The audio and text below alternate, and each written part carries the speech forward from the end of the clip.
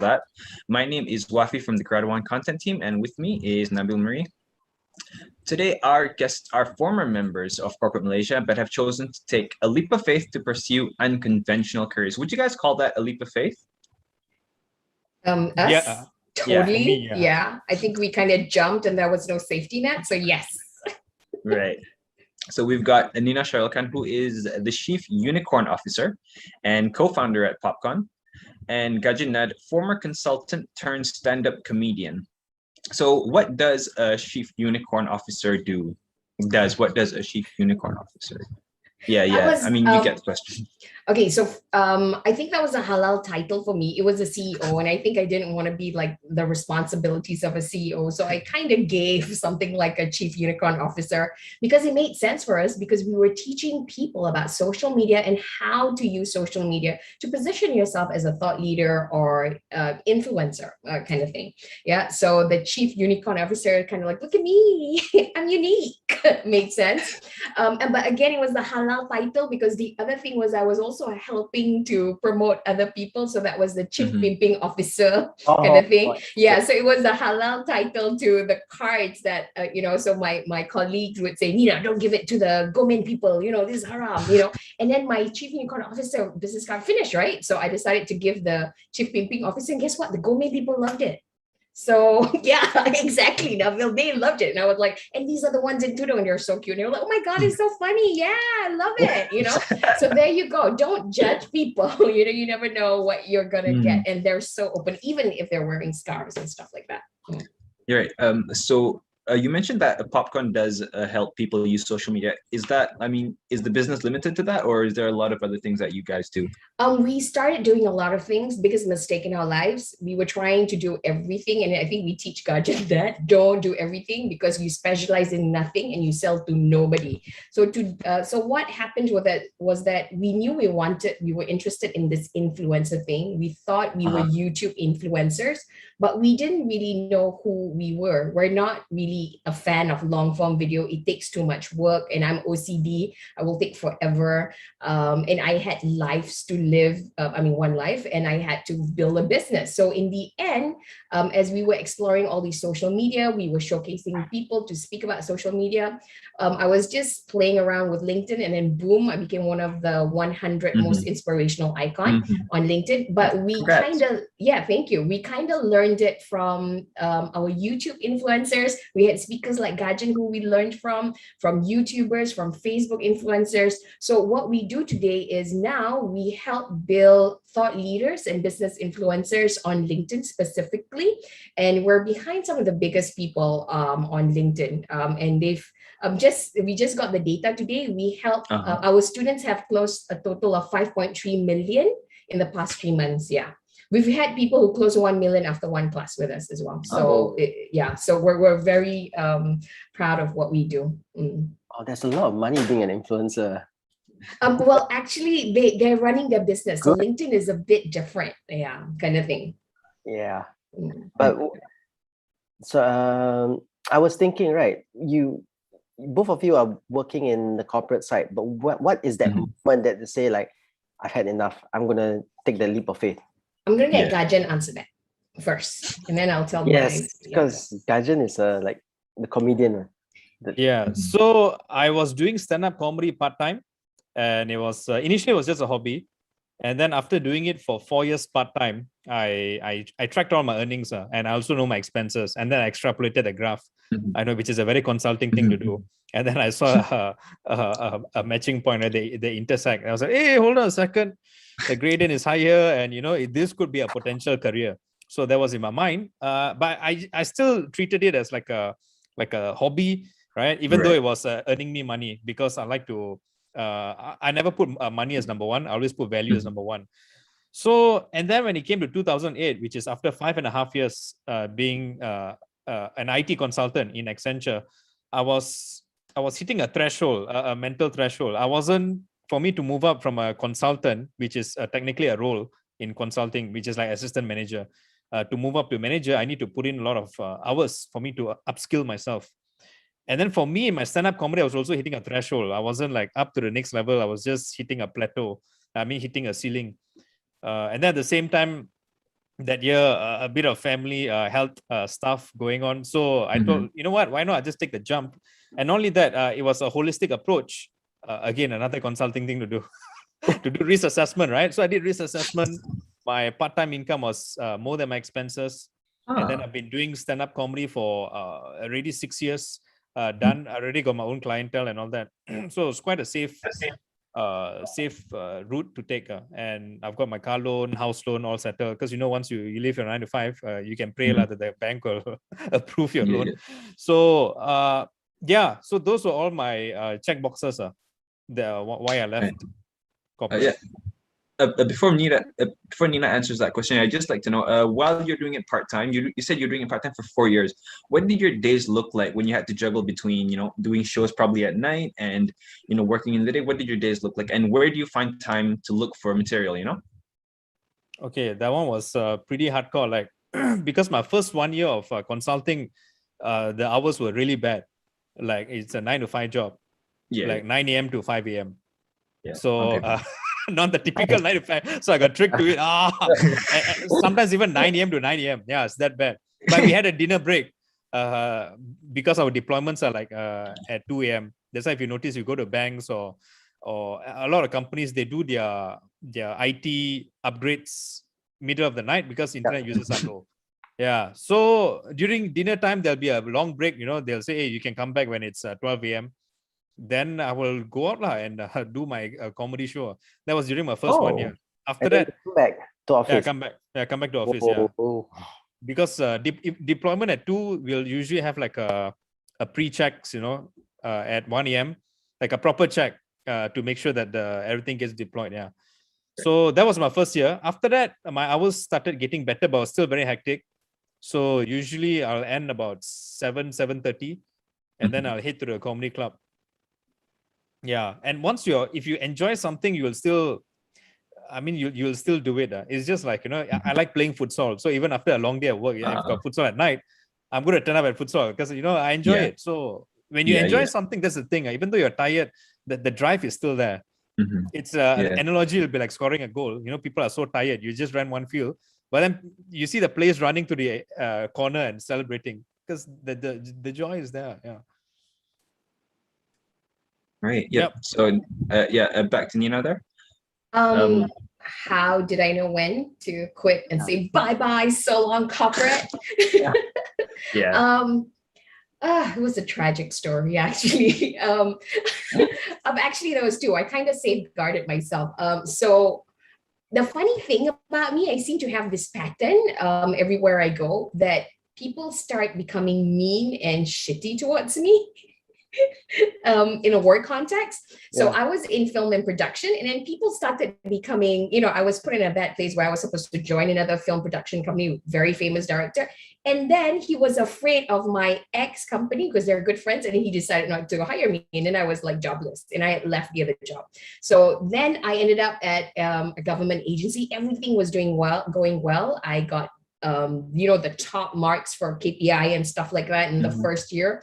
And then towards the second year, I had a different sort of boss, and it became horrible. So much so that I was trying to figure out, what did I do wrong? What was so bad about me that I had to actually seek out.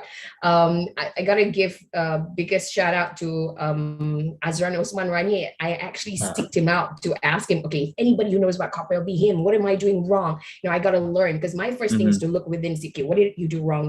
How can we da. So that's how my brain works. So I had lunch with him, and then I was hoping he'd give some suggestion on what I can do to improve myself. And guess what? He just turned around and looked at me and he went like, you know what? You're in a very good place. And I'm like, huh? You're in the best place in your life. You're getting paid basically to do nothing. What have you always wanted to do in your life? And then he said the word, you're refrigerated. I didn't even know I was refrigerated, kind of thing. And if you're refrigerated, I'm an overachiever. So that was the worst thing that could ever happen to me, right? Not being able to do things. So he said, you're refrigerated right now, Nina. And if you think about it, you're in a very good place. You're getting gaji. What have you always wanted to do with your life? Go and do it now. So then, of course, I went back and I was like, why did Azra Rosman Rabi say that to me? Couldn't deal with that shit. And after a while, I was like, fine. If I'm gonna pursue what I want to do in my life, I'm gonna go all out. So what do you want to do?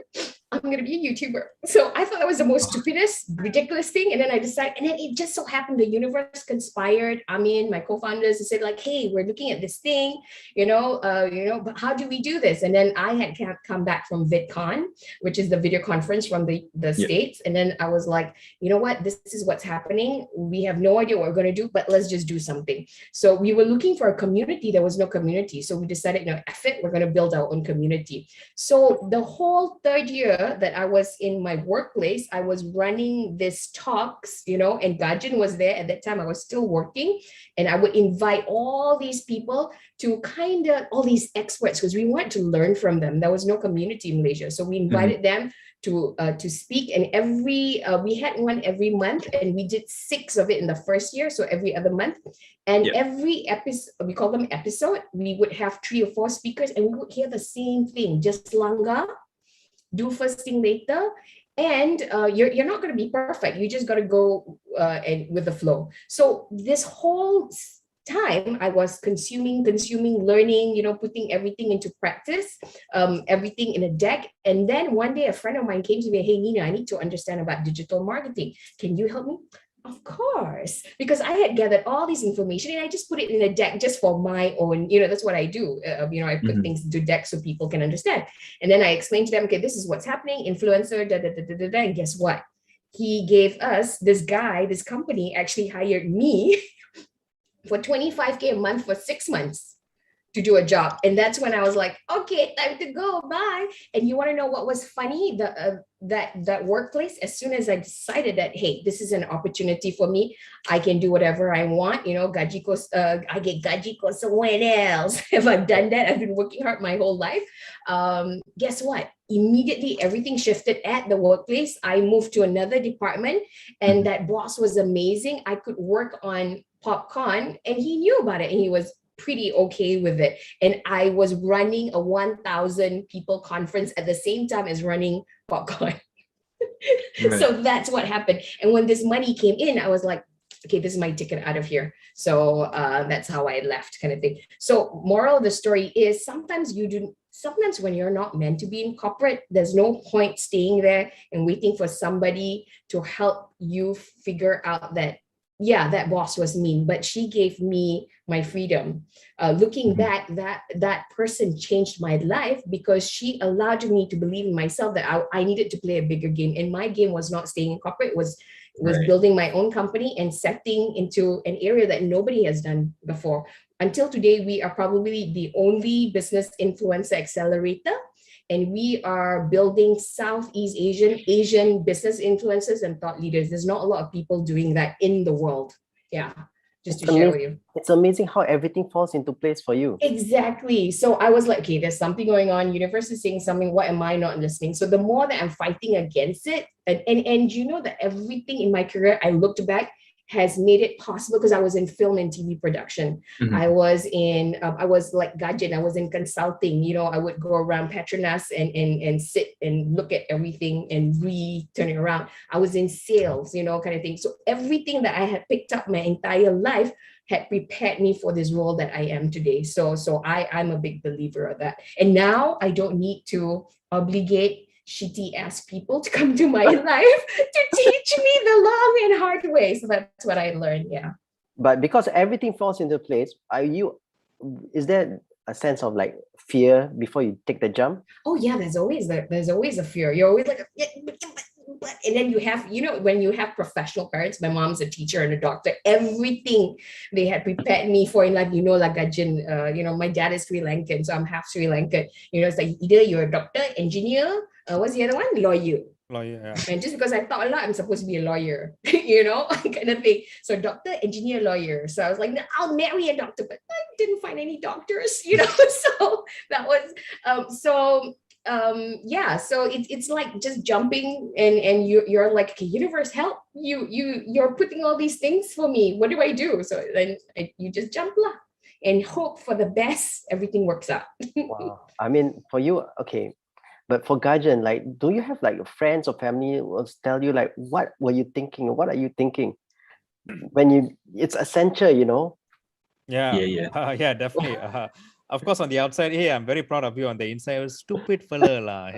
Yeah, Yeah, he got right. engineering degree and then go to Accenture. Now he left everything behind to tell cock and bull story. This is the typical Indian family gathering. They will chit chat. They will say nice things and then behind My throw auntie you under still the calls bus. me useless, you know. And I'm like, So I mean, they have my parents definitely had their own questions, but then they also know in my family, I'm the most like financially savvy person. Like I track every single expenses, and no one else in the family does that. So they know that I'm quite specific lah. I data is king. So there's nothing. That's one thing. Another thing is they also know that I've done my risk assessment and all that. They, of course, my parents being boomer generation, they do have like, hey, you know, once you leave, you got no more soxo, you know, you fall down the steps, no one will take care of you, you know? All this kind of thing will come in. So I said, yeah, ma, it's fine. But on my end, I did feel some fear. But then from the stand-up comedian side, you know, at least I have a story to tell. You know, if I keep playing it safe, then there's no story to tell. So I thought, why not? I think it's time for me to make the jump with all the risks being calculated. Yeah. I was just checking if you use that for your content, because you should. What, as in jokes? Yeah. The family being, yeah. Yeah. I should just write a joke about this, like transitioning. Something that actually I kind of caught between both of your stories is that before you guys took that leap of faith, you guys made sure that, you know, money was in the bag before doing that. So I'm sure there's a lot of people out there who are listening right now who, you know, don't really like their jobs and want to take the same leap of faith. What would you tell them? Maybe Gajan can go first for this one. Yep. Well, first things first, I need to tell them that every day, whatever you do, every day you engage with a couple of things. All right. First one is health, then like people, time, money. So you need to have like knowledge or management on these four things, which unfortunately isn't in school. But we learn how to dissect the frog. Apparently that is more important. But now mind, that's a story for another day. So I tell them that you need to have knowledge on this. And most of the time people lack in financial literacy. Financial literacy in Malaysia is damn low. That's why people don't know how to retire. Retirement's a problem here. People don't track. People think EPF will save them. So I keep educating them. Do you know or not? Do you have loans or not? Do you know like debt service ratio and all that? Do you track expenses or budgeting? You know, most of the time they don't know. Because they see one motivational quote, one eagle flying, drop everything and fly over. They say, I want to fly like an eagle. You fly lah. You see. So I'm not trying to be, demotivating to them, but I'm trying to be realistic. So what I'll usually tell them is make sure that, you specialize in your passion, but you got to be an all-rounder. You also got to be a generalist to know that to have like time management, people management, money management, and your health. Have all this in check. Another thing, if it's possible, do it part-time first. You know, just to see, because it's a bigger challenge when you have limited time, and if you can excel in that limited time, imagine what you can do with that, double the time, triple the time. So that'll be my advice. I think it's also a question from one of the audience as well, right? What advice? So for me as well, I absolutely agree with Gajan. You need to take calculated risk. You can't just like jump in and expect, then you're being kind of irresponsible, because you're going to end up depending on your parents or on whoever it is. That's kind of not fair. So what you want to do is make sure you safeguard yourself. And I highly agree with what Gajan says. You want to do it part-time. So I made sure I was doing it part-time, where you can see, because especially when you're doing an unconventional career, you do not have the big picture. And guess what? Moving forward, there's going to be a lot of digital disruption. There's going to be jobs that's never been created before. Kind of thing. And both of us are kind of in careers that was never created before because it didn't exist. So if you're going to go down this path, you need to take calculated risks, in the sense that if you have a job, continue at your job, do it part-time, build the business part-time, validate your customer, validate your product, validate your audience, build a community that's going to keep buying from you until a point where it's no longer a risk. You know you're going to be taken care of because you know your audience is there and stuff like that. And that's what we do with our students. Within 14 weeks, they validate their business and they're able to take that leap and position because they've already positioned themselves, and that sales is already coming in, the income is already coming in. So I highly recommend that. So I would advise explore that. So it's kind of like, you're driving at night you only see the road 100 meters because the light can only shine the first 100 meters. That's what we were doing. And then once you get in the car and you drive, you see another 100 meters. Once you get in the car and you drive, you see another 100 meters. So that's what I would say. Until you get into it and do it, instead of just thinking about it, you will not know it. So part-time is the way. And yes, while you're part-timing and building it, you're going to go crazy. But it's okay. It's worth it. Well, some people, like, you know, there are two kinds of people. Some people, they just jump at it without knowing what's going to happen. And others, they think about it, but they never take the first move forward. Yeah. But like, I was also thinking, like, this popcorn thing, like, who would have thought of creating a community and training influencers as a business idea? It's very unique. Are you the only ones doing that? In Southeast Asia, yes. To build the community, because we realized, because we're learning from other influencers as well, we wanted to go and learn. We didn't know where or who. And then we also realized that we were not YouTube influencers, we're actually LinkedIn influencers, because we're corporate, you know, we give value to people. So we're not lifestyle, so we cannot give that. And we were kind of lost until we found there's this woman, believe it or not, she is 70 years old. She has about 800,000 subscribers. You know, when I think of an influencer, I think of somebody like GRADUAN or like Wafi, when you take off the shirt, like your Photoshop six-pack abs or something, or funny, you know, that sort of thing, and young. And then we were like, damn, we're kind of chubby because we eat all the nasi lemak in the world, you know, we don't look anything like that. And I don't want to do makeup video, you know, kind of thing. And I cannot open a durian with chiseled abs, you know, kind of thing. And then we saw this Makcik, who's about 70 years old. She's got 800,000 subscribers. Guess what she does? She teaches quilting in this little town in Missouri, which is the quilting capital of the world. Thanks to her, she fulfills 5,000 orders a day. She's got 22 grandkids, and she employs 400 people in a town of 1,008. And she's described as Forbes as the Disneyland of quilting. We're like, what? Yeah. So yeah, and then in India, you've got this Grandpa's Chicken, who does his caption on YouTube is not even right England, okay? It's like, we entertain and feed people for charity, you know, something like that. And we're like, what is going on? You don't have to be perfect. And that is our message to the world. Whoever you are, whatever you do, even if you're 25, you are somebody else's hero. You can inspire someone. Look at that 11-year-old girl who you know, came up with that invention where she came out on James Corden. So you can make a difference to someone. You just got to step up and just be you, that sort of thing. So that is our message to especially Asians. And Asian business influencers are different because because we were under colonial, maybe. So we always kowtow to the Mat Salleh. We always think they're right. But even though we pay them a lot of money, but actually we are right. So we're kind of sick and tired of that. And we feel that, hey, who else is going to be the best at creating Asian content? Southeast Asian or Malaysian content. It should be us, right? GRADUAN knows, because I used to be in Petronas. We used to pay a lot of money to these consultants to con us, to tell us things we already knew.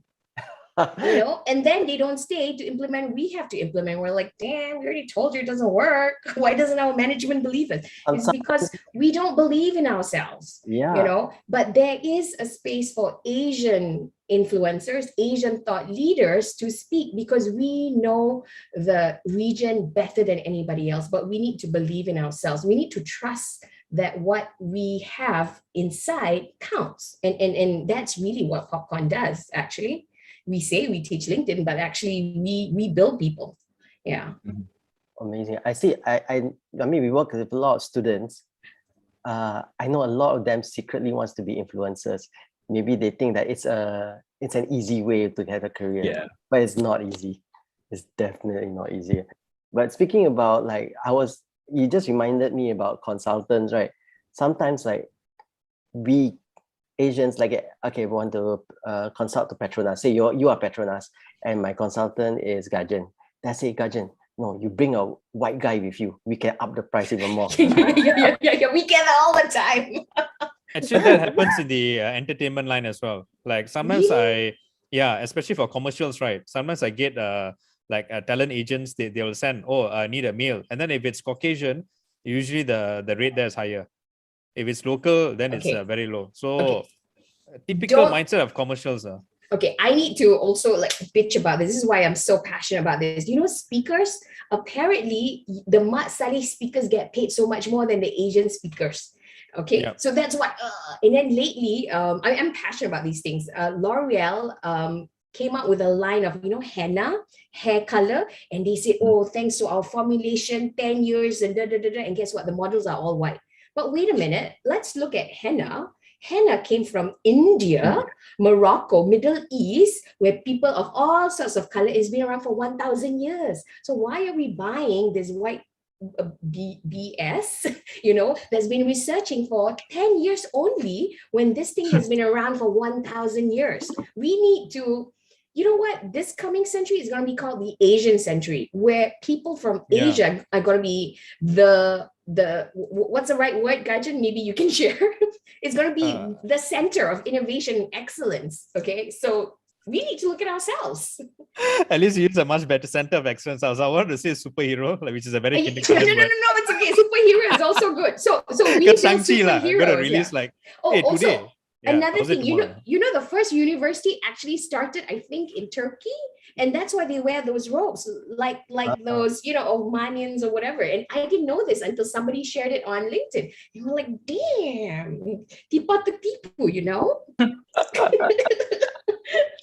It's okay. We open a Nasi Lemak stall in Europe, and then we charge like, you know, like 30 like USD. Gordon Ramsay, and we definitely have to put in crispy rendang, right? Yeah, Right. definitely. Very cool. I think behind the scenes earlier, we were talking about, you know, the pandemic and how it's affected a lot of businesses, particularly Gajan's business. Could you just, you know, enlighten the audience a bit on how, you know, your gigs were affected during the first round of the MCO, which was probably the worst? Yeah. So initially I thought it was like a short holiday. I thought, okay, maybe this is time for a break, because just right before we hit MCO, a few days before, I did a shoot for security commissions. Yeah, they wanted to do a series of videos to educate. So I thought, hey, time to take a break. But then as soon as I see the numbers and I see what's going on in the world, okay, this is no longer a break. You know, it's going to be worse. So stand-up comedians, we gathered online and we started trying things out. We had a discussion. We started trying things out. You know, everyone unmuted on Zoom. It was a havoc. And then we didn't like the experience on Zoom. You know, it's just weird. And not only that, I was also studying, again, putting the consulting cap. I was studying like every industry. Like I'm a football guy. And I watched, if you remember MCO 1.0, the football matches were damn boring because they literally played the live sound, no background, anything. So it's like a training session. The only good thing is I get to hear the player's voice. So you get to hear the accents, cursing and all that. Cursing and all that, scolding the other player. So that's the only plus point. But it felt so boring. Even they themselves added some fake noise. But in stand-up, we can't add fake laughter. It's against our mantra whatsoever. You know, it's like you are butchering ourselves. Yeah. So we tested out many ways. And then we found out the best is just to mute the audience because there's just too many of them. And they laugh through the chat box. That's one. So at least we got the technical side right. But then I start to play the cap of an audience. And would I want to watch stand-up comedy virtually? And at that time, I said no, because the experience just wasn't that great. Until I saw one of my friends. His name is Vivek Mabumani. He is a comedian from Hong Kong. I enjoyed his performance, and that his performance was the first one that said, hey, you know what? This could work. His delivery was much more energetic. And then he had a very nice resolution. Because at that time, everyone was just using laptop webcam. And to be frank, laptop webcams are generally quite bad. So he had a mirrorless camera, and then he had an RGB light. And then he used a condenser mic. So everything was just tip-top. His delivery, nice to listen, nice to look at.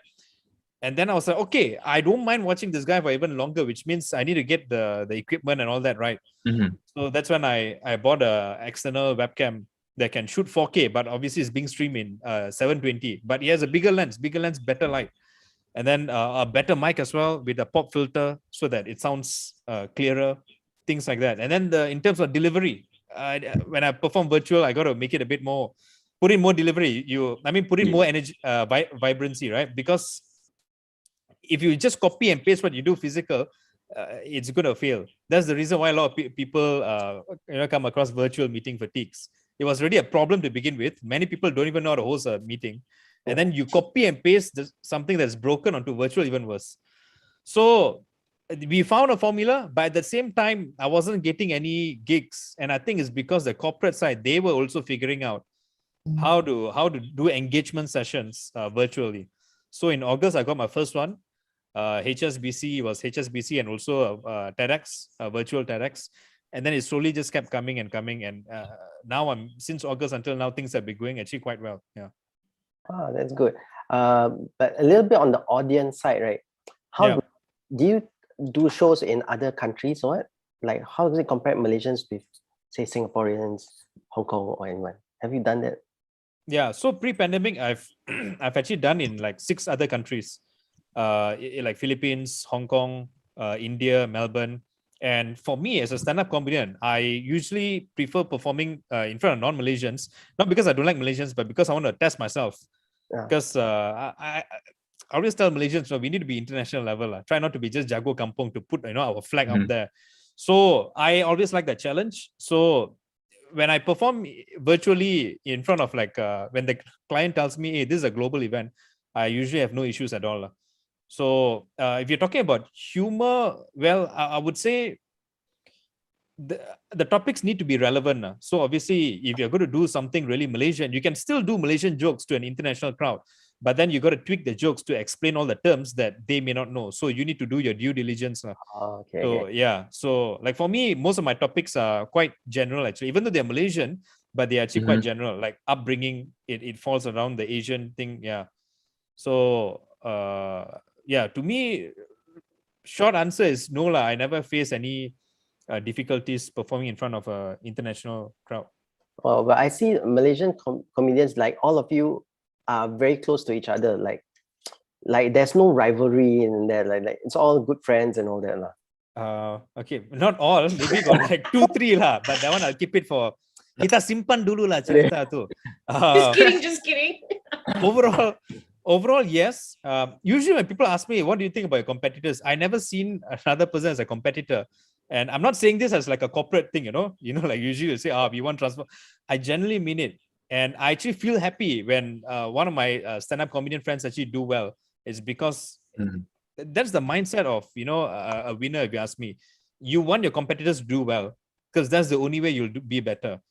If you are just like monopolizing everything, it's very hard for you to grow. Sure. So we support each other, or at least most of us support each other. And generally the vibe in the stand-up comedy scene is to make sure that each and every one of us be better. So we always tell people, hey, if you can go to Melbourne International Comedy Festival, go and do it. If you can go on overseas and go and perform, put yourself to the test. So I don't think there's much rivalry. We just want to see each other do well. Yeah. How about Nina? Do you have like competitors in your industry? Because I think only ones. We do, because like right now LinkedIn is very, very hot. So a lot of people, even though they accidentally became famous on LinkedIn, they suddenly position themselves as a LinkedIn guru. We're like, kind of thing lah. So Gajan's laughing. So remember how I used to attract all these asshole-ish kind of boss? Am I allowed to say that? Sorry. So I attracted similar competitors, and they were sneaky and annoying, and whatever, they copy our name, they would stalk my social media, they would actually message every single person who who commented on my social media and ask them to go for their class. And we're like, huh, really? Got such people, man? Kind of thing. So I had to do a bit of clearing and stuff like that. It turns out again that I learned to make myself to a whole different level when I have these idiots around me. So I up my game. Does it confuse your clients that is that you, or is that the same people, or am I working with different people or the same people, or well, even the name of our class was taken by them, and they actually use it as their course name. And then I looked at, no, they couldn't, I'm trying to be nice. I'm trying to be nice. So I'm like, okay, no lah, maybe accidentally go, the nama of the class. Okay lah. And then I saw, wait a minute, there's another class, which is another competitor's class name, which they took. And I'm like, oh, pandai, dia ambil ni, dia ambil itu, lepas tu, shoo, datang kat saya. So I was like, oh, sneaky. That's how I do assignments in school. I take from this guy, I take from this guy, combine into one. Yeah. It's not plagiarism anymore. You take from one person, that's plagiarism. Yeah, exactly. So then, and then my students would come, because our students are so loyal. They love us, Mm-hmm. And then they would come back, Nita, and then they would get upset, and I'm trying to maintain my cool, But this is what I learned from competitors. I realized that when I get affected and I'm focusing on them, because at one point I was looking at them, I couldn't come out with my best work. I couldn't be me because I was so consumed with focusing on them and what they were doing and trying to protect myself and my people that I couldn't do what I did best, which is focusing on my product, my services, and giving the best service I could ever do. Because if you think about it, I wasn't copying other people, I was creating my own path. And these people are so insecure, they need to copy somebody else. That means, what is their product about? You know what I mean?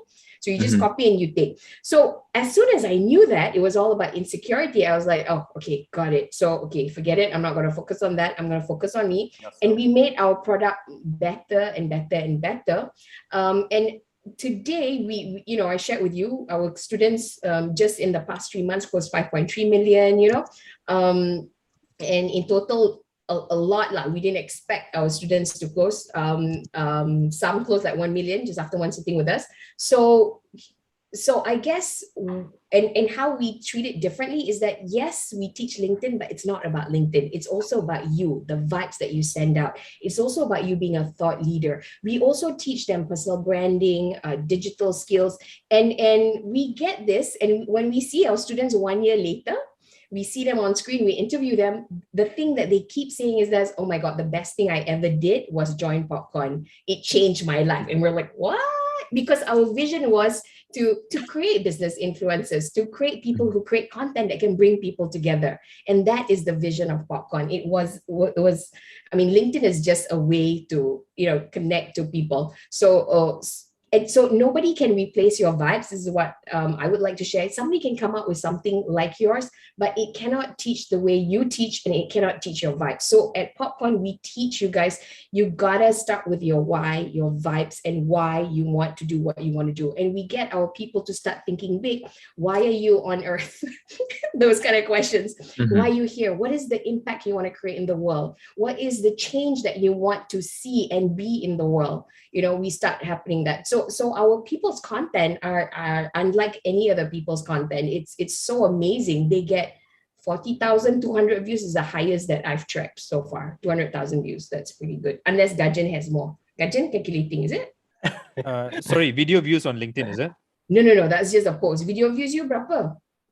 I hardly post videos, which it is a pending action from me. If you haven't told me how many views, you better I better PM the PU.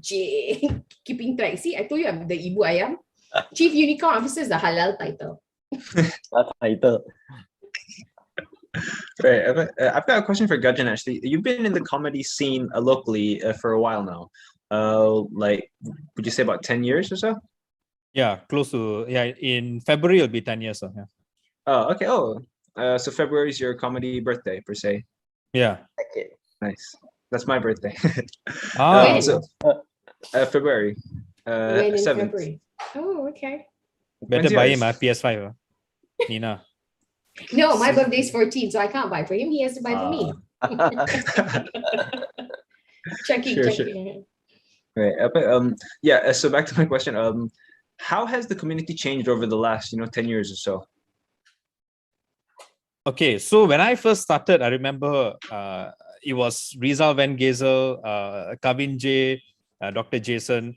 They were like the up and coming comedians at that time. And I still remember they told me, Malaysian stand-up comedy scene is at a birth stage.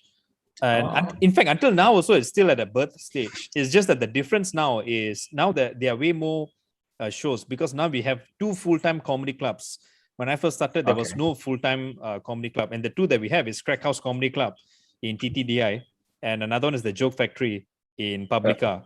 But that's the And, one, Harith Iskandar's club, yeah?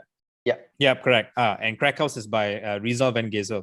So, okay. and definition for the listeners, the definition of full-time means it's a physical place where it's 24/7 comedy. I mean, not 24/7 like we inverted commas. It's not like, there's always a comic there at 1 a.m. But yeah, because before this, we will just go to a venue, like a bar or maybe like a hall or theater, like. Uh-huh. So yeah, now I guess there are more. Now there are more opportunities for newbies to try out stand-up comedy. There's more what do you call that? More shows, periodic shows for newbies to try at open mic shows. So I guess that's the difference. Another thing is also the number of stand-up comedians have also grown. Not, I wouldn't say drastic, but as compared to say 10 years ago, it's quite a significant change. Yeah. And what do you think it takes for a person to be, a comedian per se? Because I mean, I know a lot of funny people, but I don't think they'd fare well as a comedian. Yeah. Are they pursuing a career in comedy? Sorry, just wondering. No. Definitely not. Yeah, I mean, like my a lot of my uncles are also funny. They think they're funny. They say go up on stage, 3 minutes open mic show. So yeah. What does it take? Well, I guess it's a very general answer. I guess the number one is the why, right? And most of the time, usually it's not money, right? Because there's not much money in stand-up comedy. So usually it's fame, right? Because if there's no money, then it's fame. Because you go up on stage, you're holding a mic, and then light shine on you. So then people are looking at you. So that's like, wow, like banga as a kid, So, and I tell them, if that's your why, then don't do stand-up, right? Your why should be something deeper. Like I enjoy seeing people laugh. I want to increase happiness in people. That will be a much stronger why. So I'll say number one is why. And if that is your number one why, everything will fall into place. Even though you screw up, you will still come back because your goal is to make people happy. So if you ask me, I think that's the only. If your why is strong, your persistence will be really solid. You'll be a very resilient person. Yeah. Quite a number of people, it's just like a checkbox. I notice they'll come for open mic. Okay, I've done a checkbox, which is fine, nothing wrong. But yeah, for those who thought of pursuing it as a career, I think they should ask themselves why first. And once they are clear with the why, and then give it a shot. Yeah. Right. And do you remember your first show or your first open mic? Yes, it was at Publica, the B, which is at the ground floor. Actually, before that, I did a few shows in universities. But it's not really, it's internal shows only for Monash University. So my first public stand-up comedy show was at Publica. The name of the show is Comedy Cow Cow. It's no longer there. It used to be a monthly show where they'll have a few open mic slots in between, and then the opening and the headliner will be like experienced comedians, and the host will be an experienced comedian. Yeah, but the open mic slots, those are the newbies are open micers. So that was my first show. Interestingly, I did well, and a lot of people were there, even like radio hosts and all that. And then after that, they invited me again, which is very rare because today we don't invite people back. People will sign up. But those days, there were so little people where they'll spot, hey, if you're done well, they just say, hey, can you come back next time? We need folks to perform. So I was invited back again. And then my third time was my first paid gig. They say, hey, I'll pair you with this other open micer. You will share the opening slot, and then we'll divide the pay. And I was like, oh, okay. Wow, I didn't know. But then I still treated it as a hobby. So that was my first few shows. I was at Publica. Oh, but it must be really nerve-wracking. I can't imagine doing it for myself. I have problems like public speaking, so I can't. It's going to be very difficult for me. Well, at that time, when I first started off, interestingly, I never looked at individual faces. I just stared like a black box, just like a blank. So yeah, your eyes, there are two options to view. So my first few years, I never looked at any of their facial expressions. Interestingly, I was just like one object. Right. Yeah, I was just focusing too much on my material. But now, obviously, I look at people's faces because I can do that. If my first few years, if I did that, I think it will put me off stage. Like, put me off the grid. And what do I say now? Yeah. Well, so no, you don't have that fear anymore? Do you not have that fear anymore? Actually, I never had the stage fear. It's just that the way how I view the audience have changed. I never had that fear of like stage fright. I just had fear of like forgetting my jokes initially. And then over time, I developed improv comedy, which is different skill set That's like a freestyle kind of thing? Like you just think freestyle, like crowd work. So most of the time when stand-up comedians do crowd work, it's improvised. Sometimes it could be scripted also.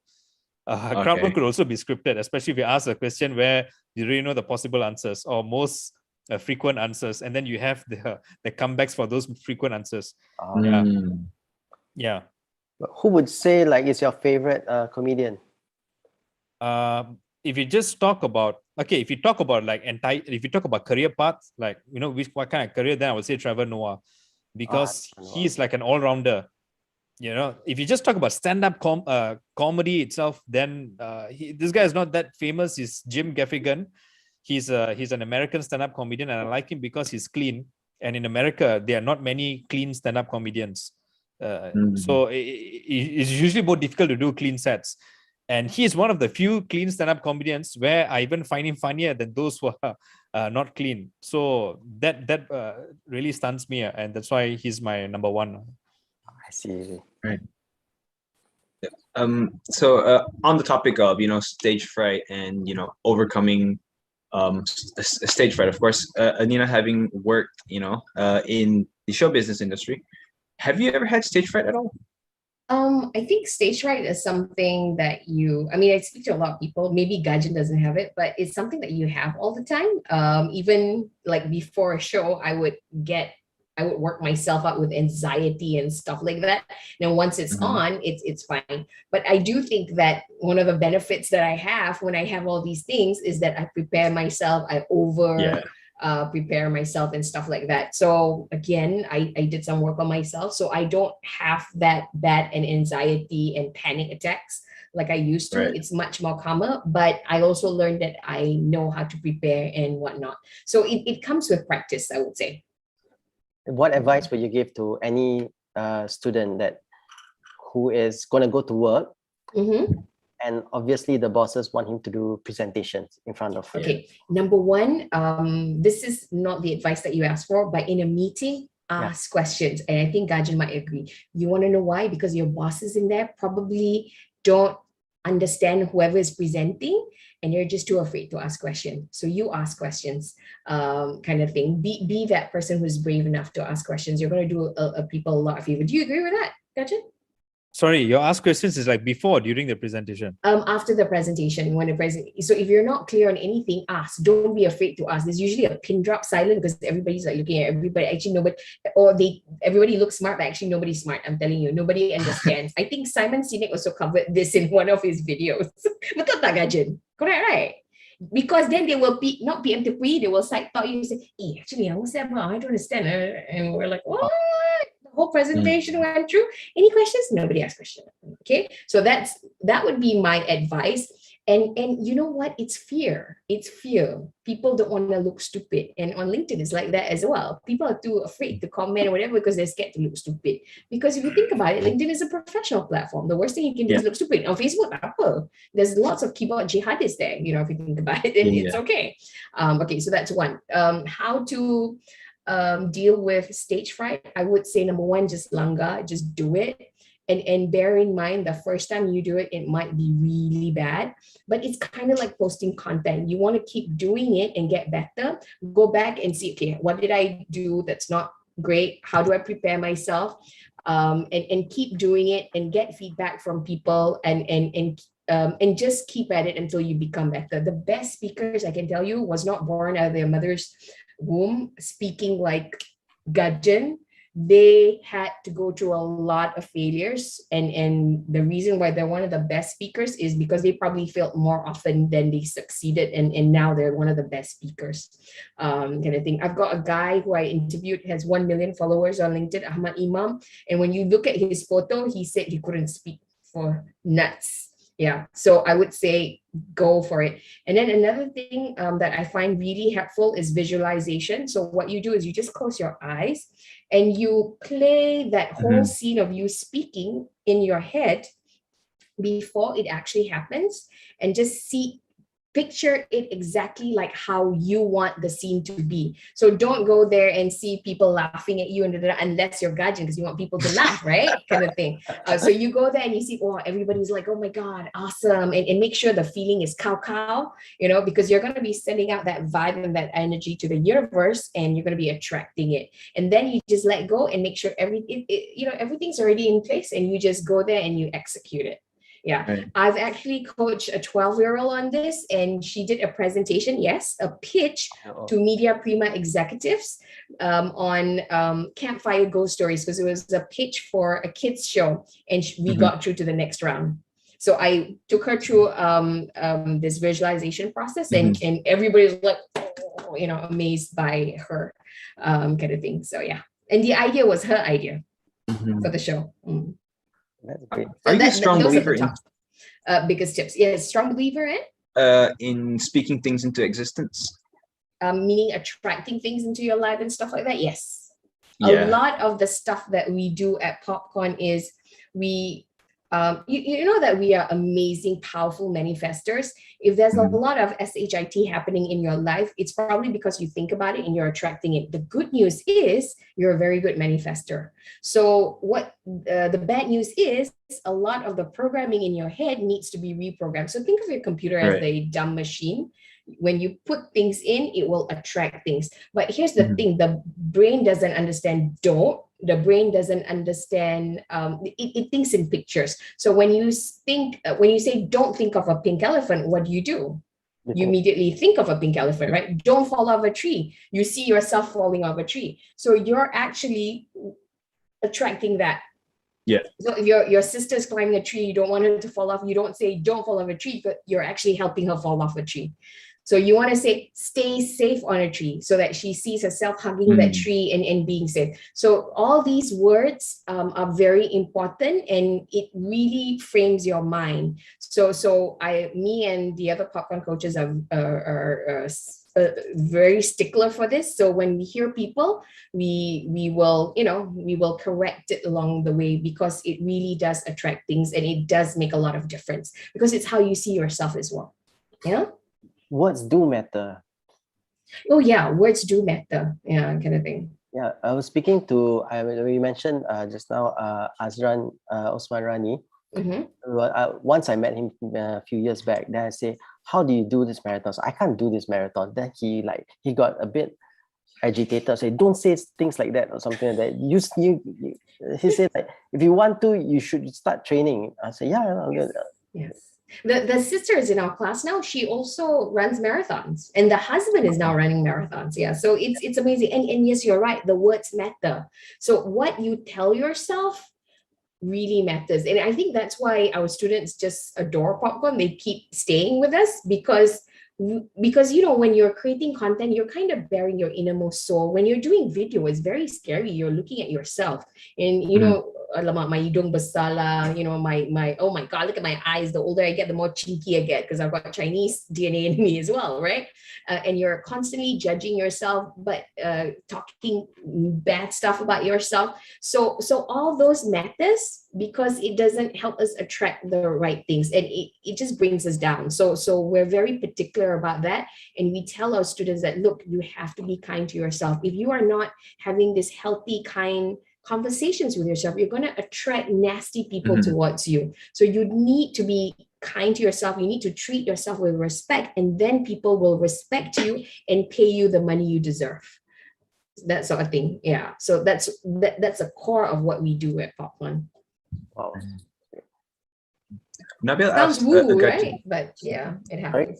Yeah, it seems like a lot of psychology there, and I mean, that's what it sounds like. Nabil earlier asked Gajin, who his favorite comedian is. Is there someone that you kind of look up to that motivates you or inspires you to, do your best? I would say Trevor, like I say, in terms of career, because he's an all-rounder, and I guess it depends on the individual, what is his or her goals. Like for me, I want to be an all-rounder because I believe that, my specialty is still stand-up comedy, but I'd rather have a couple of skills to, again, consulting head, to reduce the risk. The Never risk, put yeah. your eggs in one basket, and it's a nicer package because Yeah. like he can talk about like corporate stuff. And he can do a podcast, he can host an interview, he can do a show, he can host a show, he can do stand-up comedy. So yeah, very all-rounded. So he's definitely like the top of my list, like Right. role models. Yeah. And same question for Nina. Role model, I would probably say Oprah. Oprah's like a long-standing role model because because the kind of content that she does impacts the world. And I'm inspired that she's got she doesn't create content herself. She also has her other, Dr. Phil, Rachel Ray. She's responsible for creating other influencers, if you like, TV influencers kind of thing. And that's why she's the queen. Yeah. Right. Another, you're gonna ask something, I think. No, I was just about to ask her role model just now also. Okay. Oh, I do like Simon Sinek for his content. Love that guy. Yeah. Yes. And another guy, I forgot his name, Gary V. Gary Gary V, V. yes. I couldn't handle him because he had a lot of F's per minute and he's got a rough voice. So me being a very, I'm very auditory, so I couldn't handle it. But after a while, I'm like, yeah, bring it on. But Love Simon, him. it's nice to listen to him because he's so Yes. tight and He's so eloquent in, Yeah. Much better. all the perempuan will chay kind of thing. I guess. I don't know. I'm very biased. I come from that, I guess, Sri Lankan family. All right. So we're actually coming to the end of our session.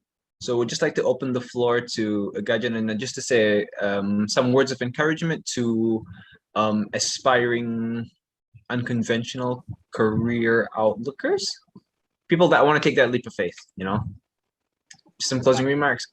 Nina can go first for this one. That's a question here from Nurul Fatin. So does it take a lot of courage? Yeah, I think it does take a lot of courage because you're basically stepping into the unknown, and nothing fears us more than jumping into the unknown without having a safety net. So what you can do is take small steps, which is like what Gajan said. Do something part-time to make sure if this is really what you want to do. Don't listen to all those people who say that, yeah, this is your passion, go for it. All that is BS. Ask them how much they earn and stuff like that. Yeah. So always have a safety net. I have a friend who until today who's a lawyer, and she's like one of the top lawyers in the region, but she does her singing on the side. Yeah. So she had to choose between the two, and she knew that no, singing is not for me. And she kind of won first run out for Asia Baguza, so she's a big deal, kind of thing. So she decided, nope, I'm going for the career. So whatever you choose, make the best decision for you, and don't live your life where, damn it, I haven't done this, I haven't done that. I always say that, I cannot die, I not yet do this. So I'm a firm believer of that. So I would just kind of jump, kind of thing. Having said that, my advice would be, do something part-time, find out, and if you can, do both, and until your side gig has become the main gig for you, you can let it go and go for it, and don't look back. Just keep going for it. Yeah, that's my advice. And Gajan. For me, three things. I would say number one is your why. Always ask why you're doing what you do. A lot of people, they don't ask why. Like, we live in a very robotic world, no? People go pay their bills, then after that, reach 50, retire, then after that, kubo. Like, so, but yeah, people don't ask a lot of whys. So number one, why, very important. Because once your why is strong, all the other questions will be answered. Second thing, okay, this is a bit random, but as I mentioned just now, financial management, right? I always say this because people struggle when they go on the unconventional way. Like, for example, even ask corporate folks, how many of them actually track their expenses? And only like 5% will answer yes. And like I mentioned, if you look at some of the stats, sometimes even like, is it Bank Negara or whatever, they release some stats of financial literacy and all that. Malaysia are very poor. Like Malaysians have trouble retiring and all that. So a lot of people, they don't invest their money. They don't understand compounding interest. So before whatever you do, ask yourself, like last year, MCO 1.0, I had 5 months of zero income. Yeah, but I had sufficient savings. I got my diversified investment portfolio. So everything was, a damn lot of safety nets. So that would be my second point, financial management. Third one is thinking skills. So I realized that our education system is very focused on just, absorbing knowledge. But then absorbing knowledge is like, throwing horsepower in a car. If you don't tune the ECU, if you don't modify other things, the car will go haywire. So the same thing as here. You throw knowledge, a lot of knowledge, but if you don't have a thinking skills to know what to do with the knowledge, then it's as good as useless. So like balanced thinking, problem solving thinking, damn a lot. Like people should really learn, and it's not easy, because these are like intangible stuff. It's not quantitative, so it takes a long practice. Like balanced thinking, a lot of people, they like to say things in a polarizing manner. Close the country because got COVID. Open the country, very like a binary 1 or 0. People don't know a thing in between and get the best out of it. So yeah, thinking skills, I would advise people to spend time practicing this. Great.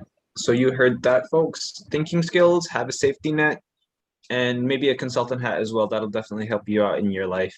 So thank you to Gajin and Nina once more for being on the show today. You're watching the GRADUAN Go podcast. You can enjoy this